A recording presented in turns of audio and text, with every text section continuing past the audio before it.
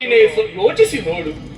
ನನ್ನ ತಂದೆಯವರು ಒಬ್ಬ ಒಳ್ಳೆಯ ಮಗ ಬೇಕೆಂದು ನನ್ನನ್ನು ಪಡೆದಿದ್ದಲ್ಲ, ಈ ಸಿಂಹಾಸನಕ್ಕೆ ಒಬ್ಬ ಉತ್ತರಾಧಿಕಾರಿ ಬೇಕೆಂದು ಪಡೆದರೆ ವಿನಃ ಒಬ್ಬ ಪ್ರೀತಿಯ ಮಗ ಬೇಕೆಂದು ನನ್ನನ್ನು ಪಡೆದಿಲ್ಲ ಸಂಜಯ. ನನ್ನ ತಾಯಿಯಂಥ ಗಾಂಧಾರಿ ದೇವಿ ಕುಂತಿಗೆ ಮಕ್ಕಳಾಯಿತೆಂದು ವಿಷಯವನ್ನು ತಿಳಿದಾಗ ಮತ್ಸರದಿಂದ ತನ್ನ ಒಡಲನ್ನು ಕಿವಿಚಿದಾಗ ಪಿಂಡ ಪಿಂಡಗಳಾಗಿ ಹುಟ್ಟಿದವರು ನಾವಲ್ಲವೇ ಸಂಜಯ. ನಮ್ಮ ಗುರುಗಳಾದಂತಹ ದ್ರೋಣಾಚಾರ್ಯರು ದ್ರುಪದನ ದ್ವೇಷಕ್ಕೆ ನಮಗೆ ವಿದ್ಯಾರ್ಜನೆಯನ್ನು ಮಾಡಿದರೆ ವಿನಃ ಪ್ರೀತಿಯಿಂದ ವಿದ್ಯೆಯನ್ನು ಕಳಿಸಿಲ್ಲ ಸಂಜಯ. ಹೀಗೆ ಗರ್ಭ ಪ್ರೀತಿ ಎನ್ನುವಂತಹ ಗರ್ಭ ಸಂಸ್ಕಾರವೇ ನನಗೆ ಆಗದೇ ಇರುವಂತಹ ಈ ಸಂದರ್ಭದಲ್ಲಿ ಪಾಂಡವರಿಗೆ ಪ್ರೀತಿಯಿಂದ ಅರ್ಧ ರಾಜ್ಯವನ್ನು ಕೊಡುವುದು ಹೇಳುತ್ತಿದೆಯಲ್ಲ ಸಂಜಯ, ಅದು ಹೇಗೆ ಮೂಡಲಿಕ್ಕೆ ಸಾಧ್ಯ ಸಂಜಯ? ಅದಲ್ಲದೆ ಇನ್ನೂ ಒಂದು ಮಾತನ್ನು ಆಡುತ್ತಾ ಇದೀಯ. ಎಂದಿನ ನನ್ನ ಪರಿಸ್ಥಿತಿಗೆ ನಾನೇ ಕಾರಣ ಎನ್ನುವುದಾಗಿ ಹೇಳುತ್ತಾ ಇದ್ದೀಯ. ದೂರತ್ತಿಲ್ಲ, ವಸ್ತುಸ್ಥಿತಿಯನ್ನು ಇಲ್ಲ ಸಂಜಯ, ಇಲ್ಲ. ನನ್ನನ್ನು ಸರಿಯಾಗಿ ತಿಳಿದುಕೊಂಡಂತ ನೀನೇ ಹೀಗೆ ಹೇಳಿದರೆ ನಾನು ಇನ್ಯಾರ ಬಳಿ ಹೇಳಲಿ ಸಂಜಯ? ಇಲ್ಲ ಕೌರವೇಶ್ವರ, ವ್ಯಕ್ತಪಡಿಸಿ ನಿನ್ನ ಮನದ ಇಂಗಿತವನ್ನ. ಸಂಜಯ, ನನ್ನ ಈ ಪರಿಸ್ಥಿತಿಗೆ ನಾನು ಕಾರಣವಲ್ಲ ಸಂಜಯ. ಇದಕ್ಕೆಲ್ಲ ಕಾರಣ ಆ ದುರ್ವಿಧಿ, ಆ ಘೋರ ವಿಧಿಯ ಆಟ ಸಂಜಯ, ಆ ಘೋರ ವಿಧಿಯ ಆಟ. ನೀನೇ ಯೋಚಿಸಿ ನೋಡು. ಇಲ್ಲದಿದ್ದರೆ ಒಂದು ವಿಶಾಲವಾದಂತಹ ವನದಲ್ಲಿ ಅದೆಷ್ಟೋ ಪಕ್ಷಿಗಳು ಸಂಸಾರವನ್ನು ಹೂಡುತ್ತವೆ. ಅಂತಹ ಸಂದರ್ಭದಲ್ಲಿ ಆಕಸ್ಮಿಕವಾಗಿ ಅದಕ್ಕೊಂದು ಬೆಂಕಿ ಬಿತ್ತು ಎಂದರೆ ಹಕ್ಕಿ ಪಕ್ಷಿಗಳೆಲ್ಲ ಹೋಗಿ ಬಿಡುತ್ತವೆ. ಅದಕ್ಕೆ ಕಾರಣ ಆ ವನವೇ ಎಂದರೆ ಸರಿಯಾದೀತೆ ಸಂದಯ.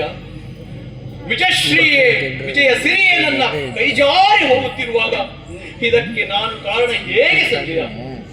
ಇಲ್ಲದೆ ಹೋದರೆ ಅಂಬೆಯ ಶಾಪದಲ್ಲಿ ಮುತ್ತಜ್ಜನ ಅಂತ ಭೀಷ್ಮಾಚಾರ್ಯರು ದ್ರುಪದನ ದ್ವೇಷದ ನೆನಪಿನಲ್ಲಿ ಗುರುಗಳಂತಹ ದ್ರೋಣಾಚಾರ್ಯರು ತಮ್ಮ ದೇಹ ತ್ಯಾಗವನ್ನು ಮಾಡುತ್ತಾರೆ ಅಂತಾದರೆ ಇದರಲ್ಲಿ ನನ್ನ ಪಾಲೇನಿದೆ ಸಂಜಯ? ಇದೆಲ್ಲ ದುರ್ವಿಧಿ ಸಂಜಯ.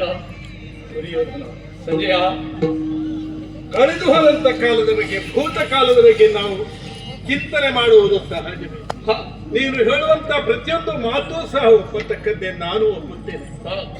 ನಿನ್ನ ಬದುಕಿಗಾಗಿ ಯಾರೂ ಸಹ ಸಹಾಯ ಮಾಡಲಿಲ್ಲ, ನೆರವನ್ನು ಕೊಡಲಿಲ್ಲ. ತಮ್ಮ ಒಂದು ಸಾಧನೆಗಾಗಿ, ತಮ್ಮ ಸ್ವಾರ್ಥಕ್ಕಾಗಿ ನಿನ್ನನ್ನು ಬಳಸಿಕೊಂಡರು. ನಿನ್ನ ಹಿರಿಯರ ಆದಿಯಾಗಿ ಅಂತ ಹೇಳ್ತಾ ಇದೆಯಾ, ಅದು ಸರಿಯೇ. ಯಾಕೆಂತ ಹೇಳಿದ್ರೆ ದ್ರೋಣರು ಇಲ್ಲಿಗೆ ಆಶ್ರಯ ಬೇಡಿ ಬಂದದ್ದಾದರೂ ಕೇವಲ ಅವರ ಕಾರ್ಯ ಸಾಧನೆ ಅಷ್ಟೇ ಅಲ್ಲದೆ ನಿನ್ನ ಹುಟ್ಟಿನಿಂದಲೇ ಬಂದಿದೆ ಪಾಂಡವ ದ್ವೇಷ ಅನ್ನುವಾಗ ನಾವು ಯಾರು ಅದನ್ನು ತಿದ್ದುವುದಕ್ಕೆ? ತಾಯಿಯೇ ಆ ಸಂದರ್ಭದಲ್ಲಿ ಮಾಡಿದಂತ ತಪ್ಪನ್ನ, ಗರ್ಭದಲ್ಲಿ ಆದಂತ ತಪ್ಪನ್ನ ಅನಂತರ ಹುಟ್ಟಿದ ನಂತರ ಸರಿಪಡಿಸುವುದಕ್ಕೆ ಸಾಧ್ಯ ಇಲ್ಲ. ವಿಶಾಲವಾದಂತಹ ಒಂದು ವನ, ಈ ಕುರುಕುಲ ಎನ್ನುವಂತಹದ್ದು, ಹಸ್ತಿನಾವತಿ ಎನ್ನುವಂತಹದ್ದು, ಅದರ ವೃಕ್ಷ, ಅದರ ಬೇರು, ಅದರ ಸರ್ವಸ್ವ ನೀನು. ಈ ವೃಕ್ಷವನ್ನ ಆಶ್ರಯಿಸಿ ಇರುವಂತಹ ಪಕ್ಷಿಗಳು, ಇತರ ನೆರಳಿಗಾಗಿ ಹಣ್ಣಿಗಾಗಿ ಇರುವಂತಹ ಇತರೆ ಎಲ್ಲವೂ ಸಹ ನನ್ನಂತವರು. ನೀನು ಆ ವೃಕ್ಷ, ಅದಕ್ಕೆ ಬಿದ್ದೆ ಬೆಂಕಿ ಯುದ್ಧ ರೂಪದಲ್ಲಿ ನಿಜ ಒಪ್ಪಿಕೊಳ್ಳುತ್ತೇನೆ. ಆಗಿ ಹೋದಂತಾಗ್ತದೆ. ಅವರು ನಿನ್ನ ಭುಜದಿಂದ ಜಯಸಿರಿ ಜಾರಿ ಹೋಗ್ತಾ ಇದ್ದಾರೆ. ಯಾಕಂದ್ರೆ 99 ಮಂದಿ ತಮ್ಮಂದಿರನ್ನ ಕಳೆದುಕೊಂಡು ಈಗ ನೀನು ಏಕಾಂಗಿಯಾಗಿದ್ದೀಯ. 11